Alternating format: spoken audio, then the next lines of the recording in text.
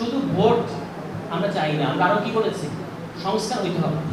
এবং সবচেয়ে গুরুত্বপূর্ণ যেটা, যে কারণে এত রক্তপাত, সেটা হচ্ছে আপনার, এটা আপনারা জানেন, এটা আমি প্রচুর এটা নিয়ে কথা বলি, হচ্ছে সংবিধানটা বদলাতে হবে। এই সংবিধান যেটা আছে এটা কোনোভাবে আপনার আমার সংবিধান না। এখানে আপনার আমার অধিকারগুলো লেখা থাকে না। এবং আপনারা যদি এটা নিয়ে কথা না বলেন নিজেদের মধ্যে, মানে এটা কখনো মনে করবেন না যে সংবিধান একটা আইনের বই, এটা শুধু আইনজীবীরা বুঝলেই হবে, এরকম কখনো মনে করবেন না। সংবিধান কিন্তু আপনার আপনার মানে একটা ডকুমেন্ট, ঠিক আছে? আপনার কি কি মৌলিক অধিকার রাষ্ট্র দিতে বাধ্য, এটা লেখা আছে ওই বইটার মধ্যে। ফলে আপনি যদি এটা সম্পর্কে না জানেন তাহলে কিন্তু আপনি পিছিয়ে থাকবেন। এই কারণে আপনাকে এই সংবিধানটার অনেকগুলো সমস্যা, সবগুলো সমস্যা হয়তো আমি এখন বলতে পারবো না, আমি অনেকগুলো আলোচনা এটা বলেছি, আপনারা যারা যারা খেয়াল করেছেন। আমাদের দাবিটা হচ্ছে এই সংবিধানটা বদলাতে হবে। এই সংবিধানটা, এই 72 সালের সংবিধান, এই সংবিধানটা আমরা করি না, এই জেনারেশন করে না, এই জেনারেশনের মতামত নেয়নি, এবং এই সংবিধানটা এই জেনারেশনের সাথে যায় না, এটা আউটডেটেড হয়ে গেছে, ঠিক আছে? আমরা যখন একটা টি শার্ট পরি তখন যখন এটা একেবারে তেনা তেনা হয়ে যায়, আমরা যেটা আমাদের ভাষায় বলি, তখন আমরা এটা ফেলে দিই। এই সংবিধানও ফেলে দেওয়ার মতো একটা অবস্থায় আছে। কিন্তু এইটাকে অনেকে বলেন, যেমন আমাদের প্রিয় ফুয়াদ ভাইয়ের, আপনারা অনেকে চেনেন, এবি পার্টি ফুয়াদ চেনেন না, উনি বলেন যেটা মরহুম সংবিধান। এই মরহুম সংবিধানটাকে এক ধরনের মানে জিয়ে রাখা হয়েছে। ওই যে আগে ইয়েরা করতে, এরকম যখন রাজা মারা যেত তখন মমি বানায় প্রজাদেরকে দেখানো হইতো যে রাজা জীবিত আছে। এই সংবিধানের ক্ষেত্রে এরকম, এটাকে একটা লাইফ সাপোর্ট দিয়ে আমাদের যারা ক্ষমতাসীন গোষ্ঠীগুলো আছে তারা দেখাইতে চায় যে এই সংবিধানটা জীবিত আছে। আসলে কিন্তু এই সংবিধান মরে গেছে। এই সংবিধানের সাথে আমাদের আর কোনো প্রাণের সম্পর্ক নাই, ঠিক আছে? আপনি দেখতে পাচ্ছেন যে বাংলাদেশের এই গণঅভ্যুত্থান দেখার পরে ইন্দোনেশিয়ায় আন্দোলন হচ্ছে, নেপালে আন্দোলন হচ্ছে, এবং প্রত্যেকটা জায়গায় একটা কথা উঠে এসে, এবং ইন্দোনেশিয়ার প্রধানমন্ত্রী হয়েছে আমার চেয়ে কম বয়সে একটা ছেলে। আর আমাদের যখন আমরা উপদেষ্টা হয়েছে, আমাদের মানে সহযোদ্ধারা, তখন শুনতে হয়েছে এত কম বয়সে উপদেষ্টা হওয়া দরকার কি? এটা কিন্তু ওই যে তরুণরা যে পাওয়ারের অংশ হবে এটা পছন্দ করে না, ঠিক আছে? এবং এই 72 সংবিধান দেখবেন যে দলমত নির্বিশেষে বদলাতে চায় না। 72 সংবিধান কেন বলছেন আপনারা তো জানেন, এটা 72 সালে হয়েছিল। আমাদের দেশ স্বাধীন হয়েছে 71 সালে, 72 সালে সংবিধানটা হয়েছিল, ঠিক আছে? এবং পাকিস্তানের গণপরিষদের জন্য যারা নির্বাচিত ছিলেন তারা এই সংবিধান করছে, ফলে তাদের এই সংবিধান করার অধিকারই ছিল না, কিন্তু তাদেরকে এটা করানো হয়েছে। এখন আমাদের 24 সালে একটা 24 সালের উপযোগী, বা সামনে যখন আরো দিন আসবে সেই দিনের উপযোগী একটা সংবিধান লাগবে। এবং এই কথাটা আমাদেরকে বলতে হবে যে আমরা ভাই এই সংবিধান বুঝি না। সংবিধান খুব সহজ একটা জিনিস। কিভাবে সংবিধান সহজ জিনিস আমি কাজ করতে গিয়ে বুঝলাম, যখন আমি এক শহীদের মাকে জিজ্ঞেস করছি, যখন এই সংবিধানের সংস্কার প্রস্তাব লিখতে কমিশনকে আমাদের দিতে হয়েছে, তো আমি জিজ্ঞেস করছি আপনি কি চান, সামনে বাংলাদেশে আপনি কি চান? উনি বলছেন যে আমি চাই আমার ছেলেরা সামনে, যখন একটা একসাথে মারা গেছে বা শহীদ হয়েছে, কিন্তু সামনে আমার ছেলেরা যখন আন্দোলন করবে তখন পুলিশ যেন গুলি না করে। তাহলে আমরা চাই এমন একটা সংবিধান যেখানে প্লেন এন্ড সিম্পল লেখা থাকবে যে গণতান্ত্রিক আন্দোলন করার জন্য আন্দোলনে পুলিশ গুলি চালাতে পারবে না, একদম সিম্পল লেখা থাকবে। আর আমরা এইভাবে না লেখা থাকলে আমরা বুঝবো না জিনিসটা। এখনকার সংবিধানে ধরেন মানুষের একটা মৌলিক ব্যাপার কি, যে আপনাকে বেঁচে থাকতে হবে, তাই না? জীবন ধারণের অধিকার, এটাকে কেতাবি ভাষায় বলে রাইট টু লাইফ, জীবন ধারণের অধিকার। এইটা দেখবেন আমাদের এই সংবিধানে, আপনারা যদি আমার কথা বিশ্বাস না করেন, এখনই সংবিধানে 32 অনুচ্ছেদ খুলে দেখেন কি কঠিন করে লেখা, আইন অনুযায়ী ব্যতীত জীবন ধারণের অধিকার থাকবে। এটা আমি বললাম, কিছু বুঝলেন? মানে আমি যে বললাম আমি বুঝি না, তাহলে যেটা এত কঠিন করে লেখা থাকে এটা আমরা বুঝতে চাই না। আমরা চাই যে প্লেন অ্যান্ড সিম্পল, যে মানুষের জীবন ধারণের অধিকার নিঃশর্ত। এবং এই নীতিটাকে আপহোল্ড করবে কে? সংবিধান। আপনার যে জীবন ধারণের অধিকার নিঃশর্ত, শুধু একটা কথা লেখা থাকলেই হবে যে মানুষের জীবন ধারণের অধিকার, মানে একটা ভাবেই মানুষের মৃত্যু হবে। সেটা কোন ভাবে? যেটাকে আমরা বলি ন্যাচারাল ডেথ, প্রাকৃতিক মৃত্যু।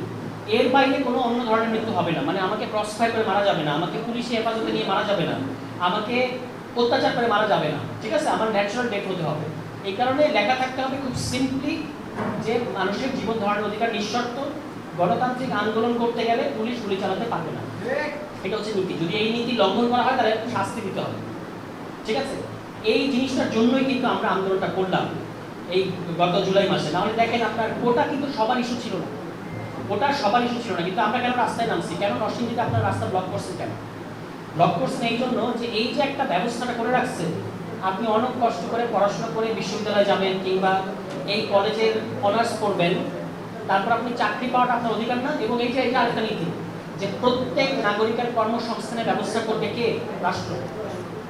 এই শেষ করে ফেলবে। প্রত্যেক নাগরিকের কর্মক্ষম নাগরিকের মানে কি বলে এটাকে কর্মসংস্থানের অধিকার নিশ্চিত করবে কে? রাষ্ট্র। এটা লেখা থাকতে হবে সিম্পল। এখন আমরা দেখতে পাই কি, আমরা যখন কলেজ লাইফ বা বিশ্ববিদ্যালয় লাইফ শেষে চাকরির জন্য যাই, তখন দেখা যায় যে 56 ভাগ কোটা করে রাখছে।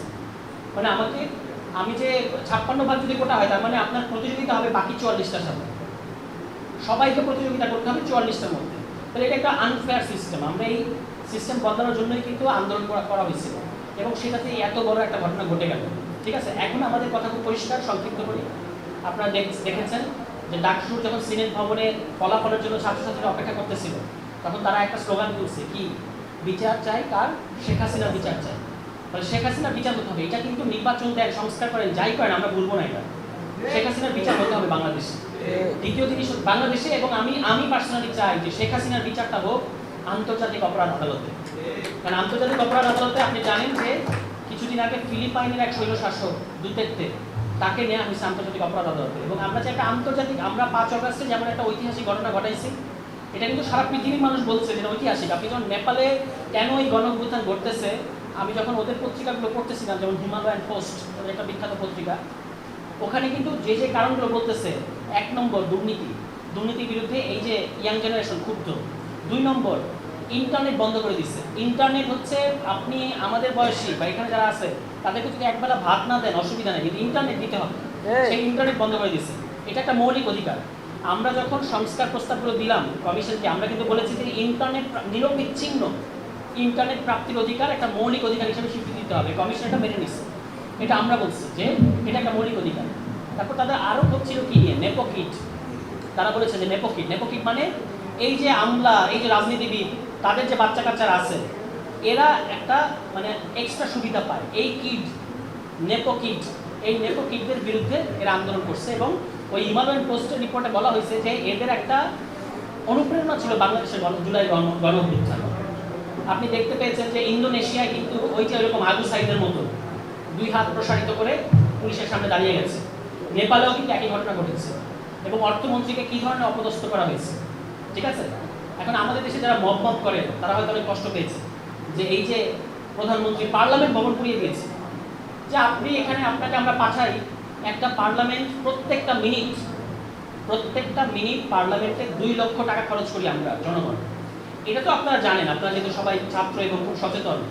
সরকারের কিন্তু নিজস্ব কোনো টাকা নাই, আছে? সরকারের, রাষ্ট্রের কোনো নিজস্ব টাকা নেই। সমস্ত টাকা কার?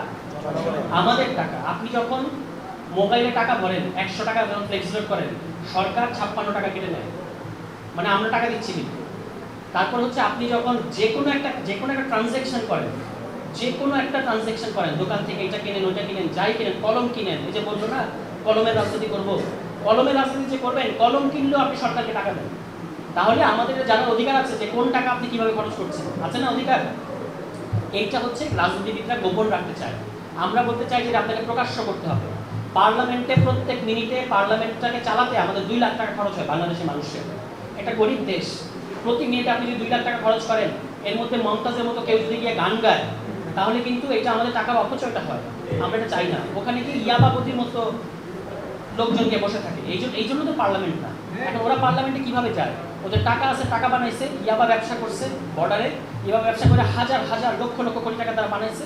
এই টাকা বানিয়ে তারা তারপর পার্লামেন্টে চলে যায়, এটা মানে নমিনেশন সিট কিনে, এবং এটা পার্টিকুলার দেয়। এখন এই যে পার্লামেন্ট, আপনারা কি জানেন পার্লামেন্টের মানে ব্যাপারটা কি? এটা ধরেন আমরা এটা বাংলা করছে কি, এই যে এটা হলো শব্দের রাজনীতি। যে সংসদ যখন বলি তখন কিন্তু বোঝা যায় না, বোঝা যায়? আপনারা বুঝবেন, আপনারা ছাত্র, সাধারণ মানুষ কিন্তু বুঝে না। সংসদকে যদি এবার আমি বলি আইনসভা, এখন কিন্তু আপনি খুব পরিষ্কার করে বুঝলেন যে এটার কাজ হচ্ছে আইন বানানো। আইনসভা কথাটার মধ্যে পরিষ্কার আছে, সংসদ কথাটার মধ্যে কিন্তু নাই। এরকম এমন একটা শব্দ তারা বাছাই করছে আমাদের জন্য, যেন আমরা এটার মধ্যে কি হয় আমরা যেন না বুঝি।